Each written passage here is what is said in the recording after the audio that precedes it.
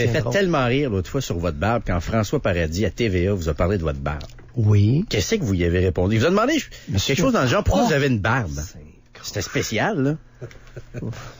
Votre réponse, non, c'était quoi? C'est l'utilisation. Ouais, de la barbe. Ben oui, mais écoute, c'est sûr que c'est plus doux qu'une barbe faite du matin lorsque vient le temps de passer ça, de flatter les parties intimes d'une partenaire. As-tu dit ça à François Paradis?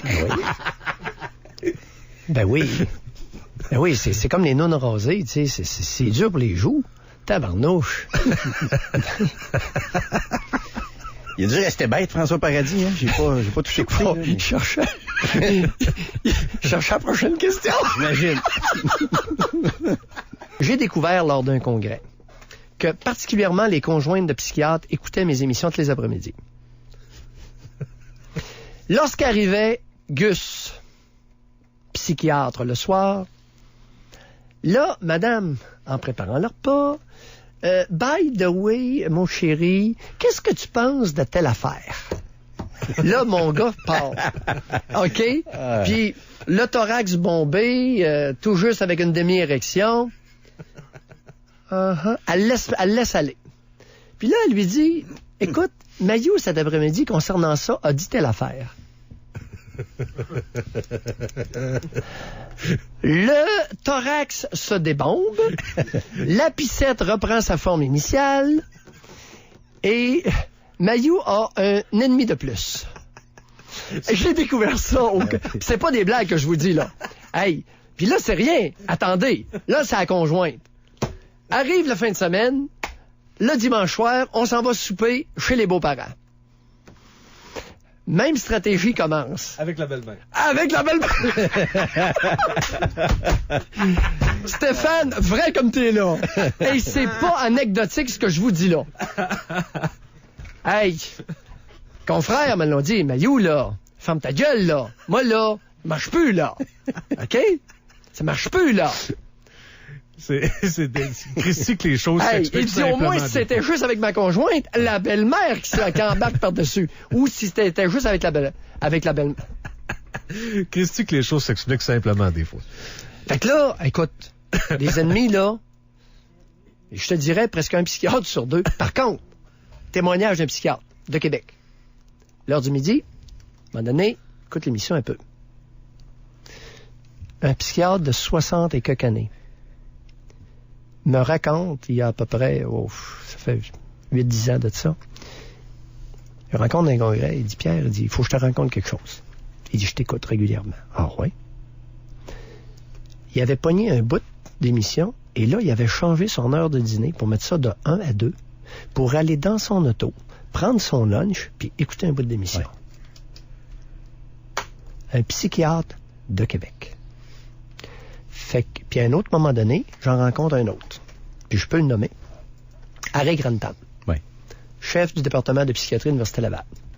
Rencontre dans un congrès, puis j'étais toujours prudent avec mes confrères. Je disais pas un mot, puis dans les congrès de psychiatres, là, je suis très low profile, parce que je sais jamais lequel qui va m'engueuler. Tu comprends?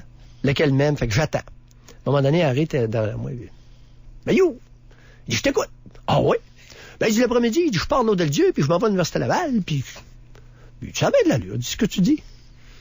Puis ça me gêne pas de le nommer, c'est Harry Grantham, maintenant retraité. Fait que ça m'avait... Mais tout ça pour vous dire que parmi mes confrères, c'est très polarisé. Il y en a à peu près pas un qui est neutre, là. Ils trouvent ça intéressant, ce que je fais, ou hey, ça le fait suer, puis malin, là. Je me suis fait engueuler une fois à Saint-Hyacinthe par Jacques Talbot, c'était même pas drôle. Hey, il me suis fait traiter toutes sortes d'affaires. Puis là, j'ai sorti mon langage rural. Oh, ça a sorti carré. Ça doit pas être beau. On va pas ça. Non. Ah non, mais il s'est essayé 2 fois. Premier coup, j'étais isolé, j'étais assis, puis il se pique devant moi, puis il commence à m'engueuler. Il dit, Maillot, quand est-ce que tu vas fermer ta gueule, puis c'est ci, puis c'est ça.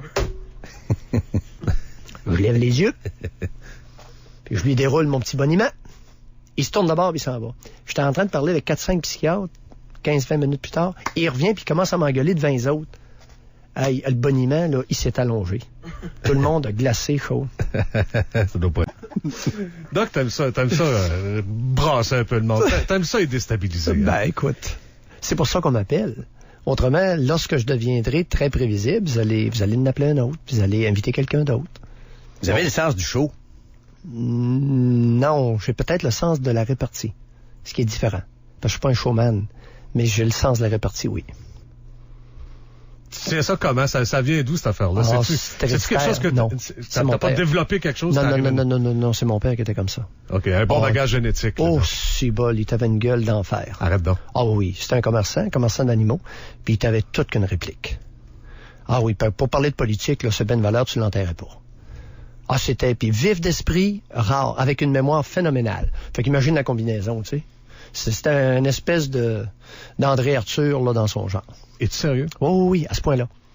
Ah oui, avec une gueule d'enfer, puis c'est génétique.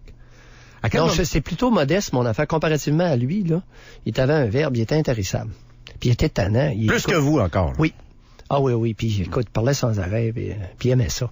Il a mangé de la politique jusque sur son lit de mort. Il se mourait d'un cancer, puis il écoutait encore les débats à l'Assemblée nationale. Fait que 2 semaines avant de décéder d'un cancer, il écoute. La seule affaire qu'il regardait à la télévision, c'était les débats de l'Assemblée nationale. Fait que ça faisait partie de lui. Il aimait ça, il se fâchait en regardant ça. Il suivait, puis il connaissait les députés, puis il ciblait ça. Puis... OK. J'ai rarement vu ça, là. Il devait pas être péquiste. À vous écouter des fois, quand je vous écoutais à la radio l'après-midi. Non, il était de tradition libérale. Il faut bien comprendre que c'était par tradition que ça s'installait, l'appartenance à un parti politique jadis naguère au Québec. Mais un rouge au Lac-Saint-Jean n'avait pas une tonne. Non, il était rouge. Puis c'est sûr qu'il s'est fait... il a mangé une coupe de volée parce qu'il était rouge. Parce qu'il le disait ouvertement, dans le temps que c'était les Bleus, Duplessis était au pouvoir. Ben oui.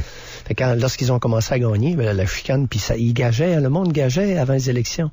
Je sais pas ici à Québec, mais au Lac-Saint-Jean, les mordus de politique gageaient. C'était des petits montants, là, mais ils pouvaient gager 20 piastres ou 40 piastres. 20 piastres. Puis à un moment donné, il y en a un qui avait perdu un chauffeur de taxi, puis il était en tabarnouche. Il l'avait accroché par les coups, puis il avait fait mal.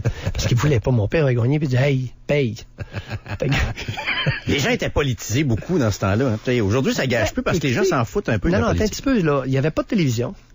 Il n'y avait pas de débat à la télévision. Alors, les débats se faisaient localement, dans la salle, par exemple, de l'école. Les assemblées contradictoires. Les assemblées, ils se tenaient où? Ils se tenaient dans les salles d'école. Au Lac-Saint-Jean, c'était comme ça. Les politiciens se promenaient. Ça fait qu'à la sortie de la salle, il y avait des pour, il y avait des contre, puis là, ça se tapochait. Écoute, lorsque j'entends, moi, les quelques croutons qui font du vacarme à la sortie du Centre Bell à Montréal, mais oui, mais écoutez, ils n'ont rien inventé.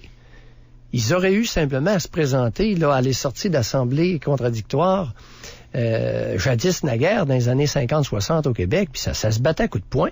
Puis c'était pas des enfants, c'était pas des jeunes, là. Puis il n'y avait pas de police, ils pouvaient pas sauter ces autos de police, fait qu'ils se tapochaient entre eux autres. Oh oui, il y en a plusieurs qui se battaient, puis... Alors, les jeunes, tu sais, on a fait tout un plat là, de 3-4 croutons à Montréal, tu sais, 16 autos de police vandalisées. C'est sûr que ça... Là, pour une fois, ça a apparu qu'il y a 40% des effectifs de la Ville de Montréal en termes de police qui sont des femmes, là, tu sais. Elles ont laissé l'auto là, puis se sont sauvées. Mais là... T'sais, pas fort, là. Oh, mais il n'y a rien de nouveau. Là, ce que je veux vous dire par là, c'est qu'il n'y a rien de nouveau. On nous présente ça comme une nouveauté. T'sais, 3-4 vents. Non, il y a du monde qui était frustré, puis des hommes quand c'est frustré. Alors, il n'y a pas de femmes qui sautaient sur les autos à Montréal. C'était des gars, c'était des jeunes hommes. Ben, jeunes hommes, 28, 32 ans pour notre Muktuk national, là. Il y avait un Amérindien, là, qui a fait les manchettes. Quoi, 32? Donc, j'ai été arrêté dans cette affaire-là? Oui, 32, 34. Je commence à être, moi, un jeune homme. Ouais. Alors,